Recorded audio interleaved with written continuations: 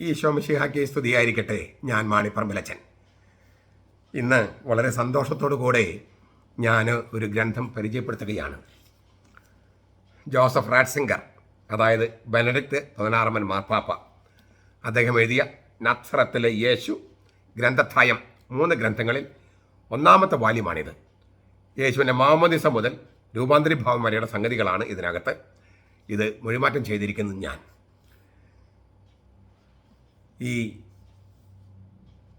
ഇതേക്കുറിച്ച് ഞാനൊരു കമൻ്റ് എഴുതിയിട്ടുണ്ട്, അതാദ്യം വായിക്കട്ടെ. തിരുവചനത്തെ ഉമ്മറത്തിരുത്തി പഠിക്കുകയും പഠിപ്പിക്കുകയും ചെയ്ത വ്യാഖ്യാനങ്ങളാണ് നാം പരിചയപ്പെട്ട ഗ്രന്ഥങ്ങളിൽ പലതും. അതിനാൽ തന്നെ വേദത്താളുകളിലെ പൊരുളടലുകളും വ്യാഖ്യാനങ്ങളും പരസ്പരം ഇണങ്ങാതെയും ചേരാതെയും നിന്നു. മോരും ഉദരയും പോലെ ഇണങ്ങാതെ നിന്ന ദിവ്യത്താളുകൾക്കും അവയുടെ വ്യാഖ്യാനങ്ങൾക്കും ഒരു മറുമരുന്ന് നിർദ്ദേശിക്കുകയാണ് ജോസഫ് റാറ്റ്സിംഗർ എന്ന ധീമാനായ ദൈവശാസ്ത്രജ്ഞൻ. വിശുദ്ധരാണ് വിശുദ്ധ ഗ്രന്ഥത്തിൻ്റെ യഥാർത്ഥ വ്യാഖ്യാതാക്കൾ എന്ന് അദ്ദേഹം പറയുന്നു. അവരുടെ ജീവിതമാണ് തിരുവെഴുത്തുകളുടെ യഥാർത്ഥ വ്യാഖ്യാനം. ഇപ്പറഞ്ഞ 2 കാര്യങ്ങളും ബെനഡിക്റ്റ് 16 ചേരും. വിശുദ്ധരാണ് വിശുദ്ധ ഗ്രന്ഥത്തിൻ്റെ യഥാർത്ഥ വ്യാഖ്യാതാക്കൾ. ഇദ്ദേഹം വിശുദ്ധനായി ജീവിച്ച് കത്തോലിക്ക സഭ നേരിട്ട ഏറ്റവും വലിയ പ്രതിസന്ധികളിൽ കടന്നുപോയ കാലയളവാണ് 1968 മുതൽ. ദൈവമില്ല, ഉണ്ടെങ്കിൽ തന്നെ ഞങ്ങളവനെ കൊന്നു എന്ന ഒരു തെറ്റായ തത്വചിന്ത ജർമ്മൻ സർവകലാശാലകളിൽ നിന്ന് പുറത്തേക്ക് വിടുകയും അതിൻ്റെ ഫലമായി പിറ്റേ വർഷം 1969 ലോകത്ത് വളരെയധികം രാജ്യങ്ങളിൽ കമ്മ്യൂണിസം പടർന്നു പിടിക്കുകയും ഈ നിരീശ്വരവാദം ശക്തമായി പ്രചരിക്കുകയും ചെയ്തു. പക്ഷേ അപ്പോൾ സഭ ഇങ്ങനെ ആടി ഒലയുകയാണ്. 2-ാം വത്തിക്കാൻ സുനോദോസിൻ്റെ നല്ല കാര്യങ്ങളൊന്നും തന്നെ സഭയിൽ വേര് പിടിക്കാതെ പോകുമെന്നുള്ള അങ്ങനെ വന്ന ഒരു കാലയളവിൽ, സഭ ആകെ തകർന്നു കിടക്കുന്ന ഒരു കാലയളവിൽ ഈ സഭയുടെ കേടുപാടെല്ലാം തീർത്ത് അതിന് ശരിക്കും മുന്നോട്ട് നയിക്കുന്നതിൽ വലിയ പങ്ക് വഹിച്ച മനുഷ്യനാണ് ഈ ജോസഫ് റാറ്റ്സിംഗർ എന്ന ബെനഡിക്റ്റ് 16. ഞാൻ അനേകം ഗ്രന്ഥങ്ങൾ ഞാൻ വായിച്ചിട്ടുണ്ട്. ഞാൻ മുമ്പൊരിക്കൽ പറഞ്ഞിട്ടുണ്ട്, ഒരു വർഷം 1 ലക്ഷം തൊട്ട് 2 ലക്ഷം രൂപയുടെ പുസ്തകങ്ങൾ ഞാൻ വാങ്ങിക്കുന്നു. അതെല്ലാം ഞാൻ വായിക്കാനും കൂടിയാണ്. പക്ഷേ യേശുക്രിസ്തുവിനെക്കുറിച്ച് ഇത്രയും മനോഹരമായൊരു ഗ്രന്ഥം ഞാൻ വേറെ എങ്ങും കണ്ടിട്ടില്ല. അതുകൊണ്ട് തന്നെയാണ് ഞാൻ എൻ്റെ വലിയ എൻ്റെ പ്രോജക്റ്റുകളൊക്കെ മാറ്റിവെച്ച് ബെനഡിക്റ്റ് 16 6 പുസ്തകങ്ങൾ പരിഭാഷപ്പെടുത്താൻ ഞാൻ മുന്നിട്ടിറങ്ങിയത്. ഇത്രയും ക്ലാരിറ്റി, വ്യക്തതയോടുകൂടി സംസാരിക്കുന്ന മറ്റൊരു ദൈവശാസ്ത്രജ്ഞനെ കണ്ടിട്ടില്ല. ആൽബർട്ട് ഐൻസ്റ്റൈനെ പോലെ അത്രയും ബുദ്ധിമാനായ ഒരു മനുഷ്യൻ, അതേസമയം തന്നെ എന്താ പറയുക, നാണം കുണുങ്ങിയായൊരു മനുഷ്യൻ, ഒരു മിസ്റ്റിക് യോഗീ ദർശനമുള്ളൊരു മനുഷ്യൻ, അതുപോലെ തന്നെ സംഗീതത്തിൽ, ലിറ്ററേച്ചറിൽ ഇങ്ങനെ ആഴമേറിയ ബന്ധത്തിലൂടെ, അല്ലെ, ആഴമേറിയ അറിവിലൂടെ ദൈവമായിട്ടുള്ള അത്യഗാധമായ ബന്ധത്തിൽ ജീവിച്ചൊരു മനുഷ്യൻ. അങ്ങനെയുള്ളൊരു മനുഷ്യൻ നമ്മുടെ കാലയളവ് ജീവിച്ചു. അദ്ദേഹത്തിൻ്റെ കാലയളവിൽ നമുക്ക് ജീവിക്കാൻ കഴിഞ്ഞു. അതെല്ലാം വളരെ ഗംഭീരമായ ഒരു അനുഭവമായിട്ട് നമുക്ക് മാറാൻ ആ പുസ്തകങ്ങൾ, അദ്ദേഹത്തിൻ്റെ പുസ്തകങ്ങൾ നമ്മുടെ കയ്യിൽ കിട്ടിയിരിക്കുകയാണ്. തീർച്ചയായിട്ടും ഇതിൽ പല കാര്യങ്ങളും അദ്ദേഹം വലിയ ദൈവശാസ്ത്രജ്ഞന്മാർക്ക് വേണ്ടി എഴുതിയിരിക്കുന്നതാണ്. പക്ഷേ സാധാരണക്കാരൻ നമുക്ക് എല്ലാവർക്കും അത് മനസ്സിലാകും. നമ്മൾ 2 പ്രാവശ്യം 3 പ്രാവശ്യം 4 പ്രാവശ്യം വായിക്കണമെന്നേ ഉള്ളൂ. കാരണം നമ്മൾ ഈ സങ്കീർണമായ ചില ദൈവശാസ്ത്ര പദങ്ങളൊന്നും നമ്മൾ ഉപയോഗിച്ചിട്ടില്ല, അല്ലെങ്കിൽ നമ്മൾ കേട്ടിട്ടില്ല. പക്ഷെ അതെല്ലാം കുറച്ച് കഴിയുമ്പോൾക്ക് മനസ്സിലാകും. ഈ യേശുക്രിസ്തുവിനെ കുറിച്ച് പറയുന്ന കാര്യങ്ങൾ നമുക്ക് മനസ്സിലാകും. ഈ വേദശാസ്ത്രങ്ങളോട് പറയുന്ന ചില കാര്യങ്ങൾക്ക് മറുമരുന്ന്, അല്ലെങ്കിൽ അദ്ദേഹത്തെ അങ്ങനെയല്ല സമീപിക്കേണ്ടത് കാര്യങ്ങളൊക്കെ അദ്ദേഹം പറയും. അത് നമുക്ക് ചിലപ്പോൾ മനസ്സിലാകില്ല. പക്ഷേ യേശുക്രിസ്തുവിനെ കുറിച്ച് പറയുന്ന കാര്യങ്ങൾ നമുക്ക് മനസ്സിലാകും.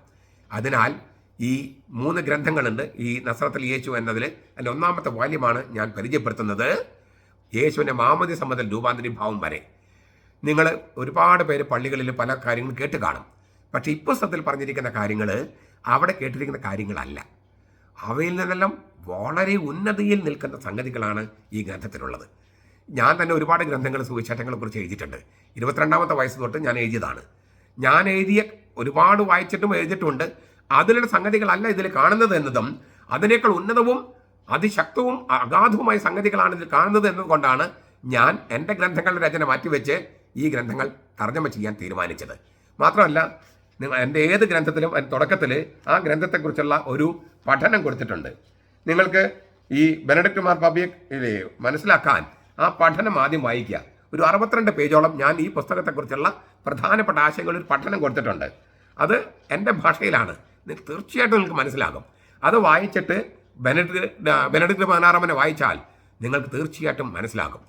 ഇത്രമാത്രം ഉയർന്ന ഫസ്റ്റ് ക്ലാസ് വേൾഡ് ക്ലാസ് ദൈവശാസ്ത്രജ്ഞനെ മലയാളത്തിൽ പരിചയപ്പെടുകയാണ്. വാസ്തവത്തിൽ കേരളത്തിലെ എല്ലാ മെത്രാന്മാരും, അത് കത്തോലിക്ക മെത്രാന്മാരും മാത്രമല്ല, മറ്റെല്ലാ മെത്രാന്മാരും ഈ കോപ്പികൾ വാങ്ങിച്ച് വിതരണം ചെയ്യാണ് വേണ്ടത്. കാരണം യേശുക്രിസ്തുവിനെ തിരിച്ചറിയാൻ, യേശുക്രിസ്തുവിൻ്റെ മുഖത്തെക്കുറിച്ച് എനിക്കൊരു പുതിയ കാഴ്ചപ്പാടുണ്ട് എന്ന് അദ്ദേഹം അവകാശപ്പെടുന്നുണ്ട്. അത് തീർച്ചയായിട്ടും സത്യമാണ്. അദ്ദേഹത്തിന് കിട്ടിയ ആ ഉൾക്കാഴ്ച, യേശുക്രിസ്തുവിൻ്റെ തിരുമുഖത്തെക്കുറിച്ചുള്ള പുതിയ ഉൾക്കാഴ്ച, അത് നമുക്ക് പങ്കുവയ്ക്കാൻ, നമുക്ക് മനസ്സിലാക്കാൻ പറ്റും. അത് നമ്മളോട് പങ്കുവെച്ചിരിക്കുകയാണ്. ഇതിൻ്റെ ഈ 3 വോളിങ്ങളുടെയും കവർ പേജ് ഈ നിങ്ങൾ പാഷൻ ഓഫ് ക്രൈസ്റ്റ് എന്ന ആ സിനിമയുടെ ഞാൻ പെർമിഷൻ വാങ്ങിച്ചിട്ട് ഉപയോഗിച്ചിരിക്കുന്ന കവർ പേജാണ്. അപ്പം അതും ഒരു വ്യാഖ്യാനമായിരുന്നല്ലോ, യേശുവിൻ്റെ പീഡാനുഭവങ്ങളുടെ ഒരു വ്യാഖ്യാനമായിരുന്നു അത്. അപ്പം അതിൻ്റെ 3 ചിത്രങ്ങൾ ഞാൻ ഈ പാഷൻ ഓഫ് ക്രൈസ്റ്റ് എന്നുള്ള ആ സിനിമയുടെ പോസ്റ്ററിൽ നിന്ന് പെർമിഷൻ വാങ്ങിച്ചിട്ട് എടുത്തതാണ്. ഞാൻ അധികമായിട്ട് പറയുന്നില്ല, കുറേ അധികം പേര് വാങ്ങിച്ചിട്ടുണ്ട് ഈ പുസ്തകം. വാങ്ങിക്കാത്തവരെല്ലാവരും ഈ കോപ്പി വാങ്ങിക്കണം. നമ്മുടെ ലൈബ്രറിയിൽ ഉണ്ടാകണം. ബെനഡിക്ട് മാർപ്പാപ്പയുടെ പുസ്തകം നമ്മുടെ ലൈബ്രറിയിൽ ഉണ്ടാകണം. ഞാൻ എൻ്റെ പുസ്തകങ്ങളുടെ ഓരോ കോപ്പി ബെനഡിക്ട് മാർപ്പാപ്പയ്ക്ക് അയച്ചു കൊടുത്തു. അപ്പോൾ അദ്ദേഹം എനിക്കൊരു കത്തെഴുതി. ഈ അച്ഛൻ്റെ പുസ്തകങ്ങൾ എനിക്ക് കിട്ടി, അച്ഛൻ്റെ പുസ്തകങ്ങൾ എനിക്ക് അയച്ചു തരാൻ അദ്ദേഹത്തിന് അങ്ങേക്ക് മനസ്സ് തോന്നിയല്ലോ, അതിന് ഒരുപാട് നന്ദിയുണ്ട് എന്ന് പറഞ്ഞിട്ട് ബെനഡിക്ട് മാർപ്പാപ്പ എനിക്കൊരു കത്തെഴുതുകയും ചെയ്തു. അപ്പോൾ ഞാൻ അതെല്ലാം ഈ പുസ്തകം തർജ്ജമ ചെയ്ത് വളരെ അദ്ദേഹം രാജിവെക്കുന്നതിന് കുറച്ച് നാളുകൾക്ക് മുമ്പാണ് ഞാൻ കത്തെഴുതിയത്. കത്തെഴുതുക മാത്രമല്ല, ഞാൻ കത്തെഴുതല്ല, എൻ്റെ പുസ്തകങ്ങളെല്ലാം, എൻ്റെ ചില പുസ്തകങ്ങൾ ജർമ്മൻ ഭാഷയിലേക്ക് തർജ്ജമ ചെയ്തിട്ടുണ്ട്. അദ്ദേഹം ജർമ്മൻകാരനാണ്.